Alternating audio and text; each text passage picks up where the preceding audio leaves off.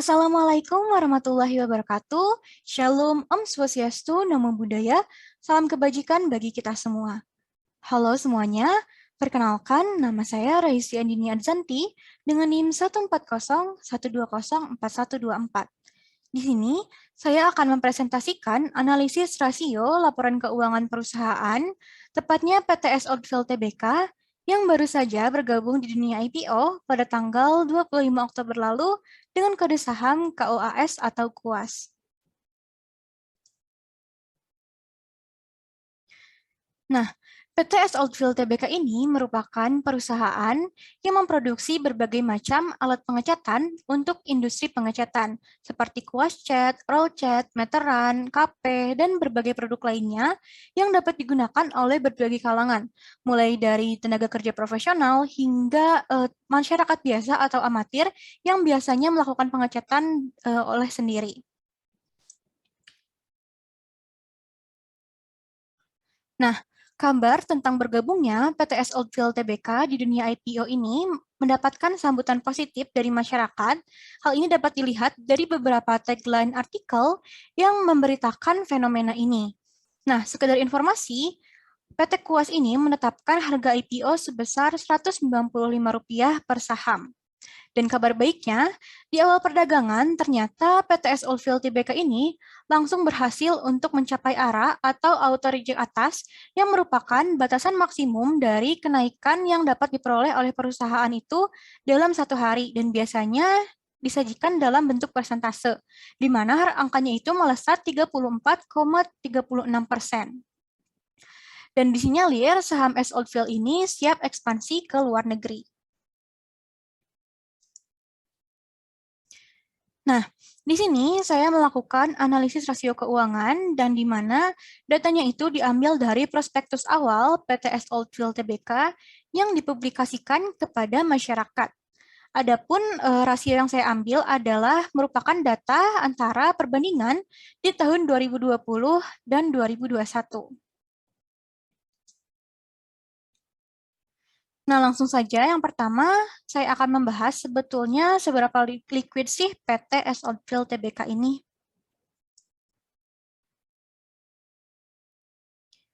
Yang pertama, dilihat dari current ratio atau kemampuan perusahaan untuk membayar utang lancar atau current liabilities-nya dengan aset lancar yang dihitung dari aktiva lancar dibagi hutang lancar diperoleh bahwa per tahun 2020 angka current rasionya adalah 1,32, sedangkan pada tahun 2021 current rasionya adalah 1,30.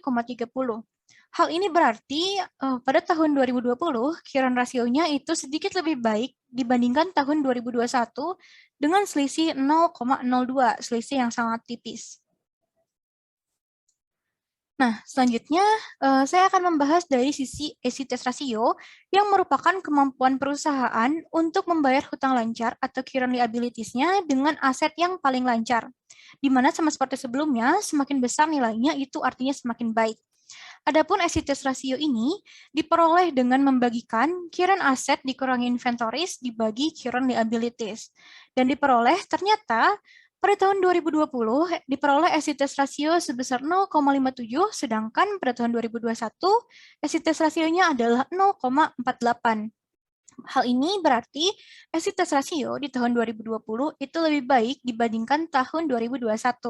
Nah, hal ini dapat dipengaruhi karena pada tahun 2021 inventories-nya itu semakin banyak atau persediaan barang yang dibutuhkannya itu semakin banyak dan juga current liabilities atau hutang lancarnya itu semakin banyak.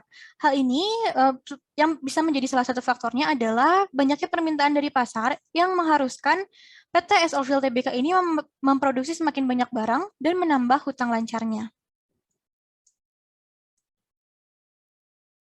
Selanjutnya, cash ratio yang merupakan kemampuan perusahaan untuk mampu menutupi hutang dalam jangka waktu pendeknya dengan dibandingkan rasio lain, di mana nilai yang baiknya itu minimal 1. Nah, untuk cash ratio itu rumusnya adalah kas dibagi hutang lancar. Pada tahun 2020 diperoleh angka cash ratio sebesar 0,05, sedangkan pada tahun 2021 angka cash ratio-nya adalah 0,09. Nah, sebetulnya angka ini sangat jauh daripada angka 1, namun jangan khawatir, ternyata cash ratio itu tidak sepenuhnya dapat menilai apakah perusahaan itu baik atau buruk. Karena teman-teman, ada beberapa faktor selain angka yang mempengaruhi cash ratio dari sebuah perusahaan. Pada kasus ini, misalkan kita lihat dari segi industrinya. Dari PTS Oilfield Tbk yang memproduksi alat pengecatan, itu maka dia itu membutuhkan semakin banyak inventories. Sehingga mungkin saja si kasnya itu digunakan untuk memproduksi lebih banyak inventory sehingga perusahaan memang menyimpan kas yang sedikit. Hal ini dapat membuat angka cash ratio dari sebuah perusahaan itu kecil. Namun tahun 2021 dibandingkan tahun 2020, cash ratio-nya semakin baik. Nah, selanjutnya di sini saya akan membahas sebetulnya bagaimana sih perusahaan PTS Oilfield Tbk ini mendanai asetnya.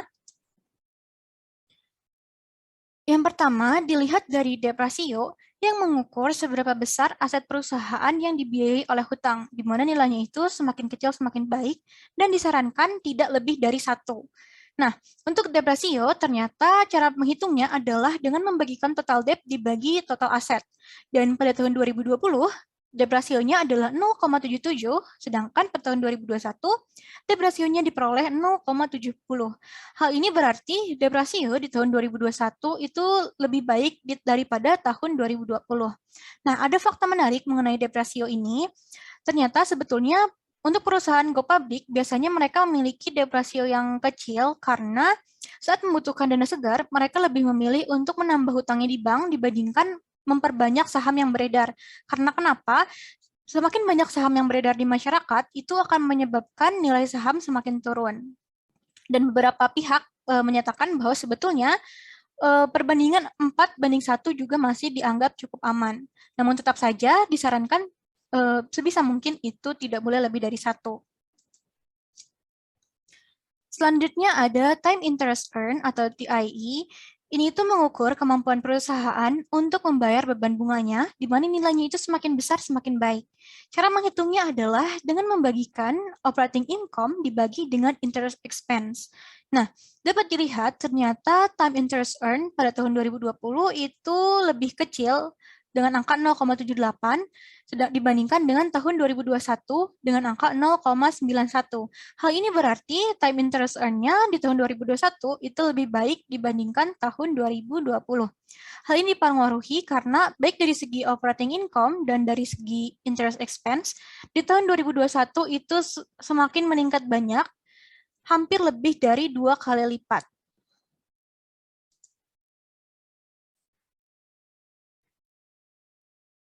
Nah, selanjutnya saya akan membahas dari segi sebetulnya seberapa efisiensi manajemen perusahaan untuk dalam memanfaatkan asetnya untuk menghasilkan penjualan.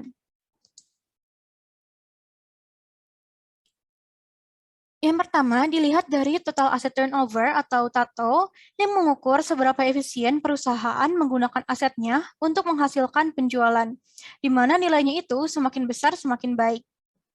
Pada cara mencari tato itu adalah dengan membagi sales dibagi total aset.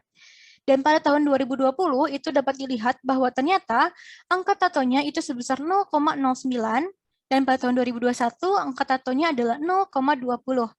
Dapat disimpulkan bahwa ternyata dari segi tato itu di tahun 2021 sudah lebih baik dibandingkan tahun 2020 dengan selisih 1,01. Hal ini dipengaruhi karena ternyata dari segi penjualan di tahun 2021 itu meningkat banyak dan hampir 2 kali lipat daripada tahun 2020.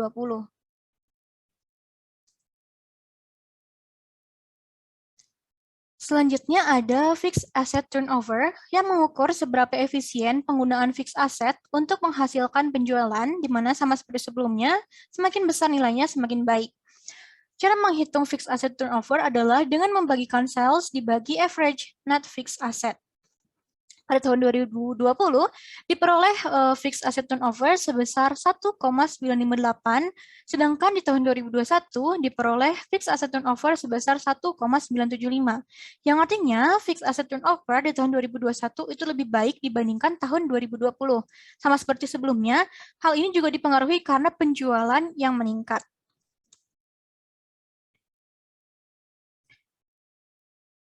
Nah, selanjutnya saya akan membahas dari segi profitability ratio dari PTS Oldfield Tbk.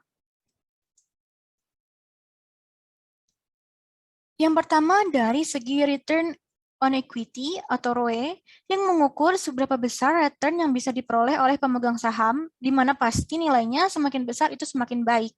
Nah, cara mencari ROE adalah dengan membagikan net income dibagi total common equity. Dan diperoleh pada tahun 2020, angka ROE-nya adalah 1,77%, sedangkan di tahun 2021, angka ROE-nya adalah 2,43%. Dapat disimpulkan bahwa dari segi return on equity, di tahun 2021 itu lebih baik daripada tahun sebelumnya. Selanjutnya ada return on asset atau ROA, yang mengukur kemampuan perusahaan untuk menggunakan asetnya untuk menghasilkan laba bersih, di mana pasti sama seperti sebelumnya, semakin besar itu nilainya semakin baik. Cara mencari ROA adalah dengan membagikan net income dibagi total aset. Pada tahun 2020 diperoleh ROA sebesar 0,41%, sedangkan pada tahun 2021 angka ROA-nya adalah 0,72%. Hal ini artinya ROA di tahun 2021 itu sudah lebih baik dibandingkan tahun 2020. Hal ini dipengaruhi karena pendapatan bersih di tahun 2021 itu jauh lebih banyak dibandingkan tahun 2020 dengan selisih hampir 2 kali lipat.